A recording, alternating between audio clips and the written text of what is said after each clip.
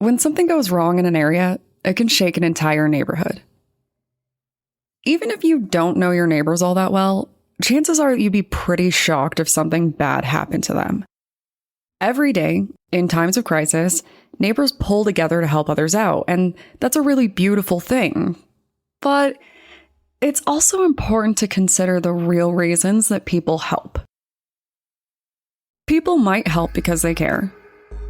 They might help because they want to be closer to the drama, or because they want to learn more. And sometimes, they help to cover up the crime that they committed.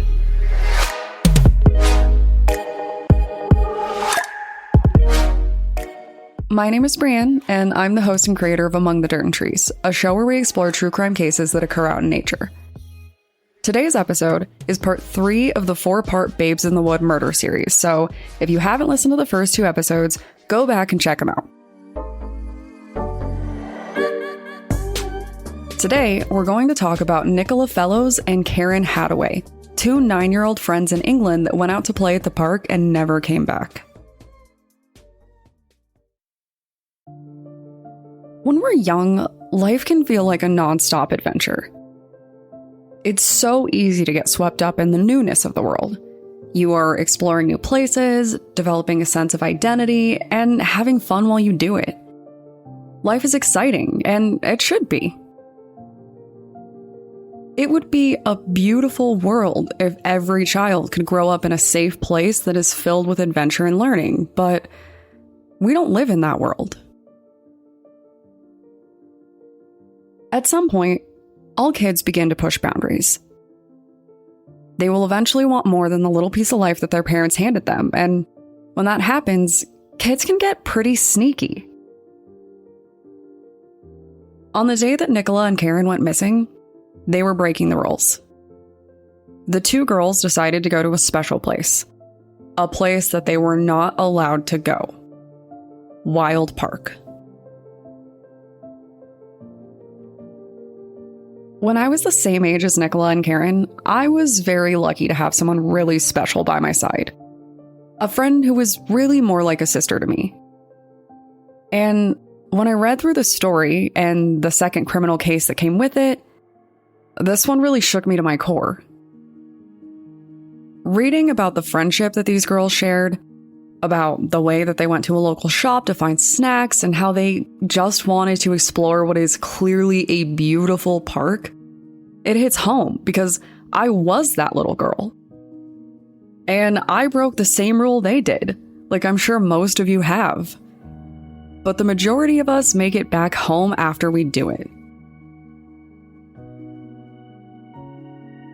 To provide a reference for how jarring and unexpected this outcome was and how young children really are at that age, I thought it would be best to share a story of my own for comparison. When I was a year or 2 older than these girls, my friend, who I will call Lily for the sake of anonymity, and I decided to break the rules.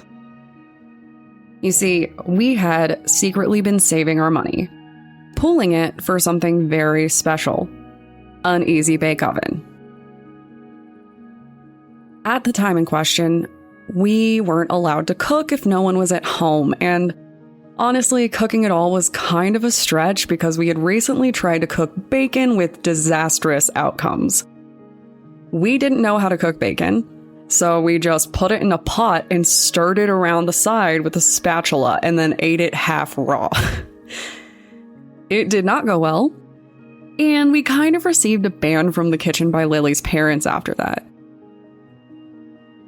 The Easy Bake Oven seemed like the answer to our problem, because when you are young, there are very few things that can't be fixed by baking tiny cakes over a light bulb. There was only one problem. It was the middle of summer, and her parents weren't going to be home for literal hours. And even then, getting them to take us to the local Target was going to be a stretch because they had plans that evening. So we devised a plan of our own. At this point in time, we weren't allowed to go to Target. The only way there was on a main road, which we were forbidden to walk along. It was heavily trafficked, and there wasn't really a sidewalk or a clear path all the way there. But we did it anyway, weaving in and out of the neighborhood as best we could out of fear that for some reason her parents would be driving down the road and see us. We went to Target, we paid with our little pile of saved up allowance, and we brought our Easy Bake Oven back. Of course, we couldn't let her parents see it without explaining how we got it. So, on our way back, we hid it in a bush at the local elementary school so they wouldn't see us carrying it in. That evening, Lily snuck back out after her parents left while I distracted her little brother, who we were babysitting. She returned, and we bribed him with cookies to buy his silence. That is an example of how Karen and Nicola's evening could have gone. Now let's talk about what really happened. After a night of playing and fun, the two girls did not return home. When they missed their curfew and the night grew darker, their parents called police to report them missing. Police began to search, and the neighborhood rallied behind them, including one member in particular, a man named Russell Bishop. Russell was 20 years old at the time and was a known roofer in the area. He knew the little girls because he lived nearby, so he decided to offer up his services to help. You see, Russell had a leg up here. He owned a specially trained tracking dog that he believed could lead them to the girls. Everyone went out, and a while later, out of 200 people, Russell and his canine companion found the girls. Being a good citizen, he checked the girls for a pulse, but the two of them were already dead. Further evidence would show that they had been strangled and sexually assaulted. From the moment that police confirmed that the bodies belonged to the two missing girls, they were completely committed to finding out who had carried out this crime. When two young girls are killed and assaulted, people demand answers. At the time, police had three primary suspects in mind: Nicola's father, Karen's father, and Russell Bishop. While most would consider it unimaginable for a father to attack his daughter and her friend, the reality is that it happens.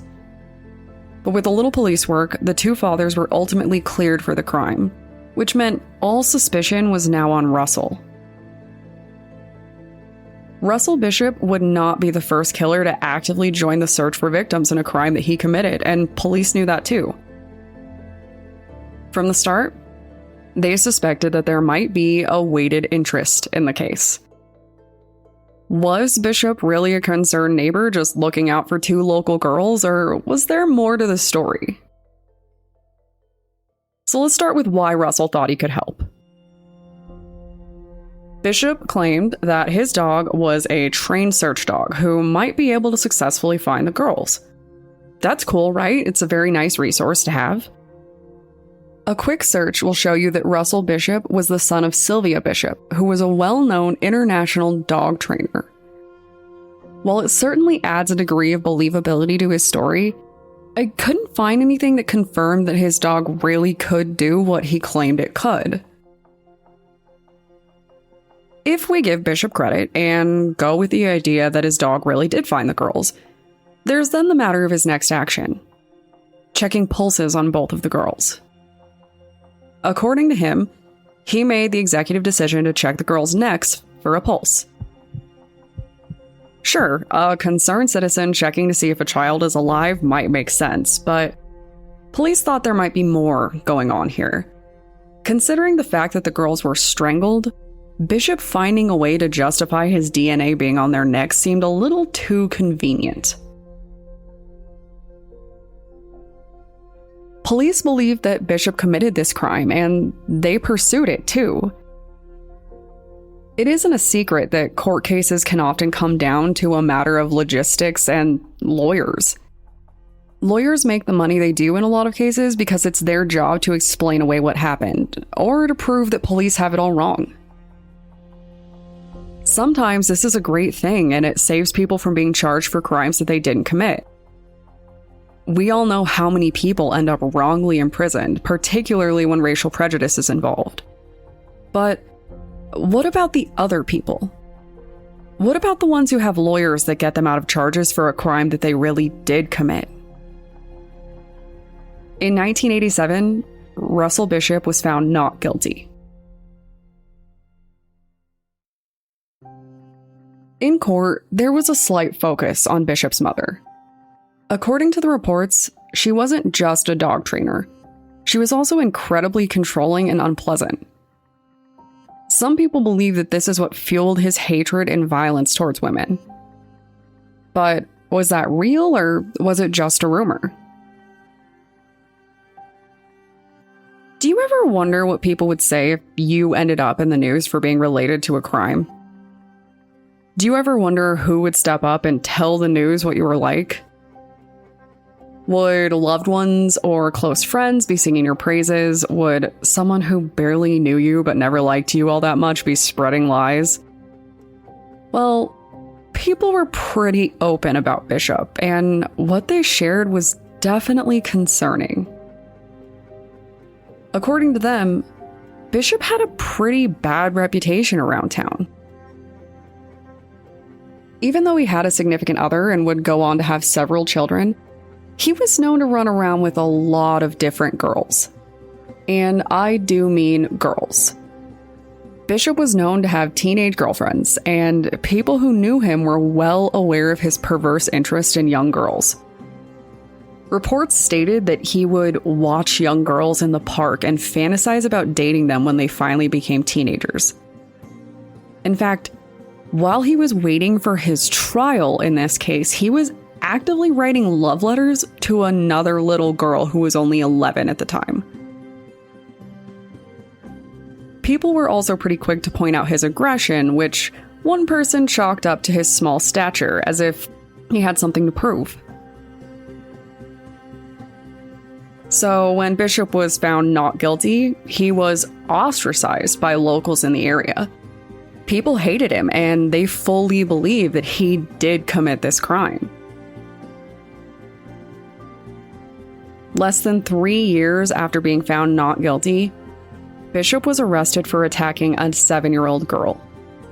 He abducted, assaulted, and attempted to murder this little girl. When he was asked about it, he claimed that he decided that he might as well do what everyone was accusing him of. He claimed that his actions were committed out of mental illness due to being targeted by locals.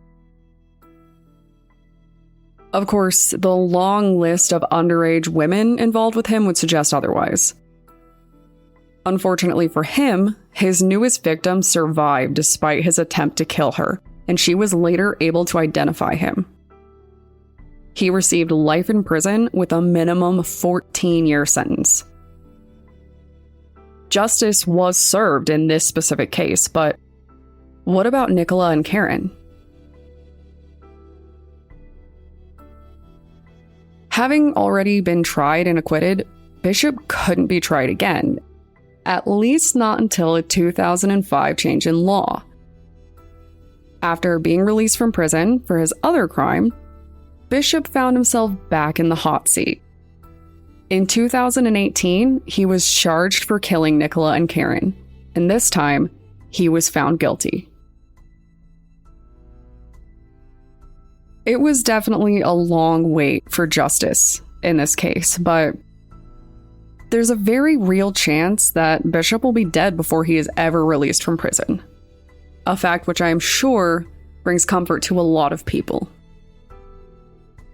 The fact that another girl, and maybe others we don't even know about, could have been spared by an initial guilty verdict is a pretty big pill to swallow. But at least Russell Bishop is exactly where he should be, rotting in a jail cell. True crime almost never has a happy ending, but justice for the victims is as close as we can get, and at least that finally came through here.